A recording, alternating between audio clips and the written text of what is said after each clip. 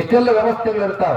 ಆದ್ರೆ ಅದೇ ಒಬ್ಬ ಗುರುಗಳು ಬಂದಾರ, ಒಬ್ಬರು ದೇವರ ಕಾರ್ಯ, ಒಂದು ಮಠದ ಜಾತಿ ನಡೀತದೆ ಅಂದ್ರೆ ಶ್ರೀಮಂತರು ಬಡವರು, ಆ ಜಾತಿ ಈ ಜಾತಿ, ದೊಡ್ಡವರು ಸಣ್ಣವರು, ಯಾವುದೇ ಭೇದ ಭಾವಗಳಿಲ್ಲದಂಗ ಎಲ್ಲೆಲ್ಲಿ ಜಾಗ ಸಿಕ್ಕದಲ್ಲಿ ಕೂತೀರಿ, ಅಂಟಿಕೊಂಡು ಕುಂತೀರಿ. ಇದೇ ನಿಜವಾದ ಧರ್ಮದ ತಾಕತ್ತು, ಇದೇ ನಿಜವಾದ ಮಠಗಳ ತಾಕತ್ತು. ಎಲ್ಲರನ್ನು ಒಂದುಗೂಡಿಸುವಂತ ಶಕ್ತಿ ಎಲ್ಲೈತಿ ಅಂದ್ರೆ ಅದು ಧರ್ಮದೊಳಗದ, ಅದು ಗುರುವಿನಲ್ಲದ, ಅದು ಮಠಗಳಲ್ಲದ ಅನ್ನೋ ಕಾರಣಕ್ಕಾಗಿ ಸನಾತನ ಪರಂಪರೆ ಇವತ್ತಿಗೂ ಕೂಡ ನಮ್ಮ ಧರ್ಮದೊಳಗ ನಡ್ಕೊಂಡು ಬಂದದ ಅನ್ನುವಂತ ಮಾತನ್ನ ಸ್ಪಷ್ಟವಾಗಿ ನೀವೆಲ್ಲರೂ ಕೂಡ ತಿಳ್ಕೋಬೇಕು.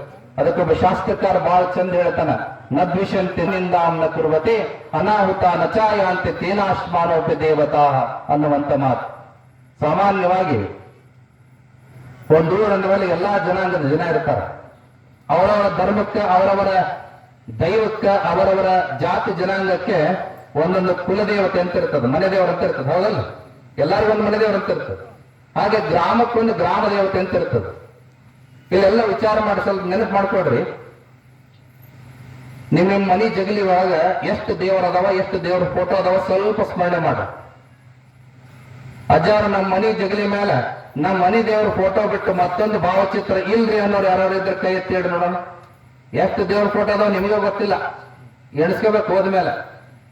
ಅಂದ್ರೆ ಮನೆ ದೇವ್ರ ಫೋಟೋ ಜೊತೆಗೂ ಬೇರೆ ದೇವರುಗಳ ಫೋಟೋ ಅದಾವ, ಮೂರ್ತಿ ಅದಾವ, ಇದನ್ನ ಒಪ್ಕೋತಿರ್ತಾನೆ. ಹೌದಲ್ಲ? ಅದಾವಿಲ್ಲ? ಅಂದ್ರೆ ಯಾವ ಊರಿಗೆ ಹೋಗ್ತಾರಲ್ಲಿ ನಾವು ಮೂರ್ತಿ ತಂದೆಲ್ಲಿ ಇಡ್ತೀರಿ? ಜಗಲಿ ಮೇಲೆ ಇಡ್ತೀರಿ. ಇದನ್ನ ಒಪ್ಕೊಂಡ್ರಿ ಅಂದ್ರೆ ನಿಮ್ ಮನೆ ದೇವ್ರ ಫೋಟೋ ಜೊತೆಗೆ ಬೇರೆ ದೇವರುಗಳು ಅದಾವ ಅಂತ ನೀವು ಒಪ್ಕೊಂಡಂಗ ಆಯ್ತು. ಹೌದಲ್ಲ? ಹಾಗೆ ಗ್ರಾಮ ದೇವತೆ ದೇವಸ್ಥಾನ ನಿಮ್ಮೂರೊಳಗೈತಿ, ಅದ್ರ ಜೊತೆಗೆ ಬೇರೆ ದೇವಸ್ಥಾನಗಳು ಅದಾವಿಲ್ಲ? ಅದಾವ. ಇದನ್ನು ಒಪ್ಕೊಂಡ್ರಿ. ಒಂದು ವೇಳೆ ನಿಮ್ಮ ಮನೆ ದೇವರಾಗಲಿ ಅಥವಾ ಗ್ರಾಮ ದೇವತೆ ಆಗಲಿ, ನಾನು ನಿನ್ನ ಮನೆ ದೇವತೆ, ನಾನು ನಿನ್ನ ಗ್ರಾಮ ದೇವತೆ, ನನ್ನನ್ನು ಬಿಟ್ಟು ಈ ಜಗಲಿ ಮೇಲೆ ಇನ್ನೊಂದು ದೇವರು ಇರಬಾರದು, ನನ್ನನ್ನು ಬಿಟ್ಟು ಈ ಗ್ರಾಮದೊಳಗೆ ಇನ್ನೊಂದು ದೇವಸ್ಥಾನ ಇರಬಾರದು ಅನ್ನಂಗಿದ್ದಿದ್ರೆ, ಅಥವಾ ಅದು ಹೇಳಿದ್ದಿದ್ರೆ ನಿಮ್ಮ ಜಗಲಿ ಮೇಲೆ ಇನ್ನೊಂದು ದೇವರು ಇರ್ತಿದ್ದಿಲ್ಲ, ನಿಮ್ಮ ಗ್ರಾಮದೊಳಗೆ ಇನ್ನೊಂದು ದೇವಸ್ಥಾನ ಇರ್ತಿದ್ದಿಲ್ಲ. ಹೌದಲ್ಲ? ಆದ್ರೆ ಆ ದೇವರು ಹಂಗೆ ಹೇಳಿಲ್ಲ. ಹೇಳಿದ್ವೇನು? ಯಾರಿಗಾರ ಹೇಳವ? ಗ್ರಾಮ ದೇವತೆನೂ ಹೇಳಿಲ್ಲ. ನಿಮ್ಮ ಜೊತೆಗೆ ಎಷ್ಟೆಲ್ಲಾ ದೇವರುಗಳದಾವ ನಿಮ್ಮ ಮನೆಯೊಳಗ, ಆದ್ರೆ ಆ ದೇವರುಗಳು ಜಗಳ ಮಾಡ್ಲಿಲ್ಲ, ಪ್ರೀತಿ ವಿಶ್ವಾಸದಿಂದ ಅದಾವ. ಮನೆ ದೇವರು ಆ ಎಲ್ಲಾ ದೇವರುಗಳ ಜೊತೆಗೆ ಆ ಸ್ಥಾನ ಕೊಟ್ಟದ. ನೀನು ಬಂದಿರಪ್ಪ, ನೀನು ಬಂದಿರಪ್ಪ, ನೀನು ಬಂದಿರಪ್ಪ. ಗ್ರಾಮ ದೇವತೆ ಉಳಿದ ದೇವತೆಗಳ ಜೊತೆಗೆ ಅವಳು ಜಗಳ ಮಾಡಲಿಲ್ಲ. ಆ ದೇವತೆ ಇನ್ನೊಂದು ದೇವಸ್ಥಾನ ಕಟ್ಟಿದ್ರು ಕೂಡ ಅದು ಇರಲಿ ಅಂತ ಹೇಳ್ತು. ಆದ್ರೆ ದೇವರುಗಳು ಜಗಳ ಮಾಡಲಿಲ್ಲ. ಒಂದ ಜಗಲಿ ಮೇಲ ದೇವರುಗಳು ಒಂದವರಾಗಿದ್ರು ಜಗಳ ಮಾಡಲಿಲ್ಲ. ಆದ್ರೆ ಆ ದೇವರ ಭಕ್ತರು, ಆ ಧರ್ಮದ ಭಕ್ತರು ನೀವೇನ್ ಮಾಡಕತ್ತೀರಿ? ಬಹಳ ಕಡೆಗಿದೆ ನಡೆಯೋದು. ದೇವರ ಹೆಸರಿನೊಳಗೆ ಜಗಳ, ಧರ್ಮದ ಹೆಸರಿನೊಳಗೆ ಜಗಳ, ಜಾತಿ ಹೆಸರಿನೊಳಗೆ ಜಗಳ, ರಾಜಕೀಯ ಪಕ್ಷದ ಹೆಸರಿನೊಳಗೆ ಜಗಳ. ಅವ್ರೆಲ್ಲ ತಮ್ಮ ಬೇಳೆ ಬಿಸ್ಕೊಂಡು ಹೋಗ್ತಾರ. ಮತದಾರ ನೀವು ಜಗಳ ಮಾಡ್ತೀರಿ, ನೀವು ಹೊಡೆದಾಡ್ತೀರಿ. ಅವ್ರವ್ರು ಒಂದೇ ಇರ್ತಾರ, ರಾಜಕೀಯ ನಾಯಕರು ಅವ್ರವ್ರು ಚಂದನೆ ಇರ್ತಾರ, ಒಂದೇ ವೇದಿಕೆ ಕೂತಿರ್ತಾರ. ಸೋತರು ಚೆನ್ನಾಗಿರ್ತಾರ, ಗೆದ್ರು ಚೆನ್ನಾಗಿರ್ತಾರ. ಹೊಡೆದಾಡೋರು ಯಾರು? ಗ್ರಾಮೀಣ ಭಾಗದ ಅತ್ಯಂತ ಮುಗ್ಧ ಮತದಾರರು ನೀವು ಹೊಡೆದಾಡ್ತೀರಿ. ಅದಕ್ಕೆ ನಾವು ಹೇಳೋದಿಷ್ಟೇ, ಯಾವುದೇ ಜಾತಿ ಜನಾಂಗದ ಯಾರೇ ಆಗಿರಲಿ, ಹ್ಯಾಂಗ ಒಂದ ಜಗಲಿ ಮೇಲೆ ಎಲ್ಲಾ ದೇವರುಗಳು ಮನೆ ದೇವರ ಜೊತೆಗೆ ಪ್ರೀತಿ ವಿಶ್ವಾಸದಿಂದ ಅದಾವ, ನಾವು ಹಾಗೆ ಇರ್ತೇವೆ ಈ ಊರೊಳಗ ಅನ್ನುವಂತ ಸಂಕಲ್ಪ ಮಾಡಿಬಿಟ್ರೆ ಅದೇ ನೀವು ನಮಗೆ ಕೊಡುವಂತ ದೊಡ್ಡ ಕಾಣಿಕೆ ಅನ್ನುವಂತ ಮಾತನ್ನ ಈ ಸಂದರ್ಭದಲ್ಲಿ ಹೇಳೋದಕ್ಕೆ ಬಯಸ್ತೇವೆ. ಇವತ್ತಿನಿಂದ ಯಾವುದೇ ಕಾರಣಕ್ಕೂ ಜಾತಿ ವಿಚಾರವಾಗಿ, ಪಕ್ಷದ ವಿಚಾರವಾಗಿ, ಧರ್ಮದ ವಿಚಾರವಾಗಿ ನಿಮ್ಮ ಊರಿನಿಂದ ಒಂದೇ ಒಂದು ಜಗಳ ಪೊಲೀಸ್ ಠಾಣೆ ಮೆಟ್ಲು ಹತ್ತೋದಿಲ್ಲ ಅನ್ನುವಂತ ಪ್ರತಿಜ್ಞೆಯನ್ನ ನೀವೆಲ್ಲರೂ ಕೂಡ ಮಾಡಬೇಕು ಅನ್ನುವಂತ ಆದೇಶವನ್ನ ಈ ಸಂದರ್ಭದಲ್ಲಿ ಹೇಳೋದಕ್ಕೆ ಬಯಸ್ತೇವೆ. ಕೂಡ ನಿಮ್ಮಲ್ಲಿ ಬರಬೇಕು. ಯಾವುದು? ಸಾಮಾನ್ಯವಾಗಿ ಹಬ್ಬ ಹರಿದಿನಗಳು ಬಂದ್ರೆ ನೀವೆಲ್ಲ ದೇವರಿಗೆ ನೈವೇದ್ಯ ಮಾಡ್ತೀರಿ. ಹೌದಲ್ವಾ? ಬಹಳ ಚಂದ ನೈವೇದ್ಯ ಮಾಡಿ, ಹೋಳಿಗೆ ಮಾಡ್ತೀರಿ, ಕಡುಬು ಮಾಡ್ತೀರಿ, ಹಪ್ಪಳ, ಸಂಡಿಗೆ, ತಟ್ಟಿ ಒಳಗೆ ಎಲ್ಲ ಎರಡೆರಡು ಇಡ್ತೀರಿ. ಹೌದಲ್ಲ? ಇಟ್ಟು ದೇವರಿಗೆ ಹೆಂಗ್ ತೋರಿಸ್ತೀರವ? ಎಡಗೈ ತಟ್ಟೆ ಇಟ್ಕೊಂಡು ನೈವೇದ್ಯ ತೋರಿಸ್ತೀರ, ನಿಮ್ ಕೈ ತೋರಿಸ್ತೀರ? ಎಲ್ಲರೂ ತೋರಿಸೋದು ಕೈಯೇ, ಯಾರು ನೈವೇದ್ಯ ತೋರ್ಸಂಗಿಲ್ಲ. ಅದಕ್ಕೆ ಮರಾಠಿ ಒಳಗೆ ಬಹಳ ಚಂದ ಹೇಳ್ತಾರ, ಪೂಜಾ ಕಡೆ ಹಾತ್, ಮಜಾ ಕಡೆ ಬಾತ್. ಅದ ನೈವೇದ್ಯ ಮಾಡ್ತೀರಿ. ಯಾಕೆ ಮಾಡ್ತೀರಿ ಹೇಳ್ರಿ? ಈ ನೈವೇದ್ಯ ಮಾಡಿದ್ದನ್ನ 5 ನಿಮಿಷ ಆದ್ಮೇಲೆ ಯಾರು ಉಣ್ತಾರ? ಯಾರು ಉಣ್ತೀರಿ? ನೀವ ಉಣ್ತೀರಿ. ಆ ನಂಬಿಕೆ ಐತಿ, ಅದಕ್ಕೆ ನೈವೇದ್ಯ ಮಾಡಕತ್ತೀರಿ ನೀವು. ನಾಳೆಯಿಂದ ಗುರುಶಾಂತಪ್ಪ ಸೋಮವಾರ ಹೋಳಿಗೆ ಬೇಕು, ಮಂಗಳವಾರ ಕಡುಬು ಬೇಕು ಅಂತ ಕೇಳಕ್ ಚಾಲು ಮಾಡಿದ್ರೆ ಎಷ್ಟು ಜನ ಬರ್ತಾರೆ ಮಠಕ್ಕೆ? ಎಷ್ಟು ಜನ ಬರ್ತಾರೆ? ತೆಗಿಯಪ್ಪ ಆ ಕಡೆ ಹೋದ್ರೆ ಮತ್ತೆ ಹೋಳಿಗೆ ಮಾಡಿಕೆಂಬ ಅಂದಿಗಿಂದ ಅಂತೇಳಿ ಬೇರೆ ರಸ್ತೆಗೆ ಹೋಗುವಂತ ಭಕ್ತರು. ದೇವ್ರು ಏನೂ ಕೇಳಂಗಿಲ್ಲವ, ದೇವ್ರು ಏನನ್ನೂ ಬೇಡಂಗಿಲ್ಲವ. ಈ ಪೆಂಡಾಲ್ ಹಾಕ್ಯಾರ ದೇವ್ರ ಹೆಸರಿನ ಗುರುಶಾಂತಪ್ಪನ ಹೆಸರಿನ ಜಾತ್ರೆ ಮಾಡಕತ್ತೀರಿ. ಉಣ್ಣೋದು ಯಾರು? ನೀವೇ ಉಣ್ಣೋದು. ಪೆಂಡಾಲ್ ಹಾಕ್ಸಿರೋದು ಅವನ ಹೆಸರಿನಾಗ, ಕುತ್ಕೊಂಡಿರೋದು ಯಾರು? ಮೆರೆಸೋದು ಲೈಟ್ ಹಾಕಿರೋದು ಎಲ್ಲ ಆತನ ಹೆಸರಿನೊಳಗನೆ. ಆದ್ರೆ ಕುತ್ಕೊಂಡು ಅದನ್ನೆಲ್ಲ ವೈಭವ ಖುಷಿ ಪಡೋರು ಯಾರು? ರಂಜನೆ ಪಡೋರು ಯಾರು? ಆನಂದ ಪಡೋರು ಯಾರು? ನೀವ. ದೇವ್ರು ಏನನ್ನೂ ಬಿಡೋದಿಲ್ಲವ. ಅವೇನಿದ್ರು ಕೊಡೋದು ಕೆಲಸ ಒಂದು, ನೀಡೋದು ಕೆಲಸ ಒಂದು, ನೀವು ಬೇಡಿದ್ದನ್ನ ಆಶೀರ್ವಾದ ಮಾಡೋದು ಕೆಲಸ.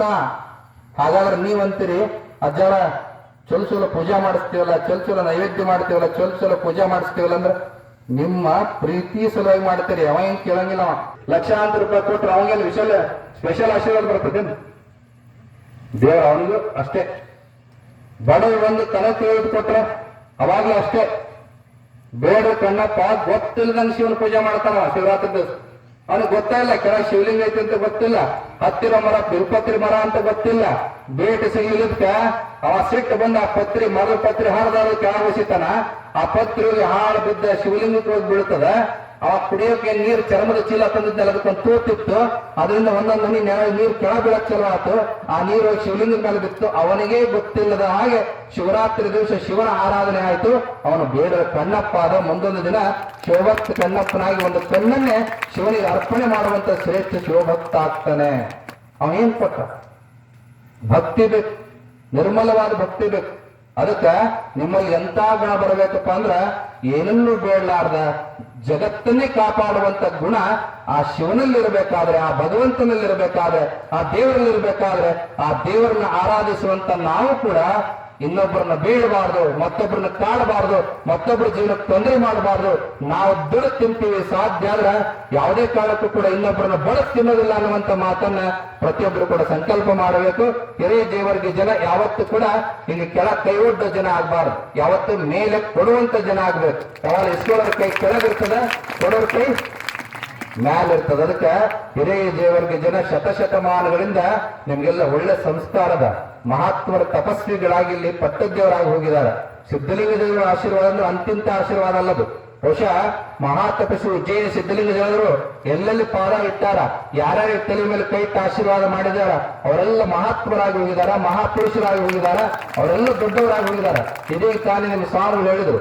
ಸೊಲ್ಲಾಪುರದ ಒಟ್ಟಿಗೆ ಮಠದೊಳಗೆ ಒಟ್ಟಿಗೆ ಚನಿವೀರ ಶಿವಾಚಾರ್ಯರಿಗೆ, ಈ ಮಠದ ಗುರುಶಾಂತ ಶಿವಾಚಾರ್ಯರಿಗೆ, ರಂಭಾಪುರಿ ಗಂಗಾಧರ ಜಗದೊಳವರಿಗೆ ನೀವು ತಪಸ್ವಿಗಳಾಗ್ತೀರಪ್ಪ, ಶಿವಪೂಜಾ ನಿಷ್ಠರಾಗ್ತೀರಿ, ನಿಮ್ಮಿಂದ ಸಮಾಜೋದ್ಧಾರ ಆಗ್ತದೆ ಅನ್ನುವಂತ ಮಾತನ್ನ ಆಶೀರ್ವಾದ ಮಾಡಿದ್ರು. ಇವತ್ತು ಒಟ್ಟಿಗೆ ಚನಿವೀರ ಶಿವಾಚಾರ್ಯರು ಅಂದ್ರೆ ಬಹುಶಃ ಆ ಭಾಗದೊಳಗೆ ಬಹಳ ದೊಡ್ಡ ತಪಸ್ವಿಗಳು. ಸಿದ್ಧಲಿಂಗ ದೇವರು ಅವರು ಹೇಗಿದ್ರಂದ್ರೆ ಎರಡು ದೇಹ ಒಂದೇ ಆತ್ಮದ ರೀತಿಯೊಳಗೆ ಬದುಕಿರ್ತಕ್ಕಂಥದ್ದನ್ನ ನಾವು ಕಾಣ್ತೇವೆ. ಹಾಗೆ ಗಂಗಾಧರ ಜಗದ್ಗುರು ರಂಭಾಪುರಿಯ ಪೀಠವನ್ನೇರಿ ಇವತ್ತು ಶಿವಪೂಜಾ ಧುರಂಧರರಾಗಿ ಶಿವಪೂಜೆಗೆ ಒಂದು ಹೊಸ ಭಾಷ್ಯವನ್ನು ಬರೆದಂತಹ ಜಗದ್ಗುರು ಅವರಾಗ್ತಾರೆ. ಗುರುಶಾಂತ ಶಿವಾಚಾರ್ಯ ನಮಗೆ ಗೊತ್ತದ. ಆ ಗದ್ದಿಗೆ ಮಹಿಮೆ ಹೇಗದಪ್ಪ ಅಂತ ಕೇಳಿದ್ರೆ, ಇದಕ್ಕೆ ನಮ್ಮ ಸಂಗೈ ಶಾಸ್ತ್ರಿಗಳು ಕರ್ಕೊಂಡಾಗ ಹೇಳಿದ್ರು, ಒಂದ್ ತೆಂಗಿನಕಾಯಿ ಹೊಡೆದ್ರೆ ಅಲ್ಲಿಂದ ರಕ್ತ ಚಿಮ್ಮಿತ್ತು ಅನ್ನುವಂತ ಮಾತನ್ನು ಕರ್ಕೊಂಡು ಬರ್ತಾರೆ. ಅತ್ಯಂತ ಪವಾಡ ಸದೃಶ್ಯವಾಗಿರ್ತಕ್ಕಂಥ ಸಂಜೀವಿನಿ ಸಮಾಧಿ ಅಂದ್ರೆ ಜೀವಂತ ಸಮಾಧಿ ಆಗಿರ್ತಕ್ಕಂಥ ಗುರುಶಾಂತ ಶಿವಾಚಾರ್ಯ ಕ್ಷೇತ್ರದೊಳಗೆ ನೀವೆಲ್ಲ ಅದಿರಂದ್ರೆ ನೀವು ಅವರಂತೆ ಆಗ್ಬೇಕು, ಗುರುವಿನಂತೆ ಶಿಷ್ಯರಿರ್ಬೇಕು. ಯಾವಾಗಲೂ ಕೂಡ ಅವಾಗ ಮಾತ್ರ ನಿಮಗೆ ಶ್ರೇಷ್ಠವಾದ ಸದ್ಭಕ್ತಿಯ ಫಲ ಸಿಗೋದಕ್ಕೆ ಸಾಧ್ಯ ಆಗ್ತದೆ ಅನ್ನುವಂತ ಮಾತನ್ನ ಈ ಸಂದರ್ಭದಲ್ಲಿ ತಿಳಿಯಪಡಿಸಿ, ವಿಶೇಷವಾಗಿ ಈ ಭಾಗದೊಳಗ ಅಫಜಲ್ಪುರದ ಶಾಂತಿವೀರ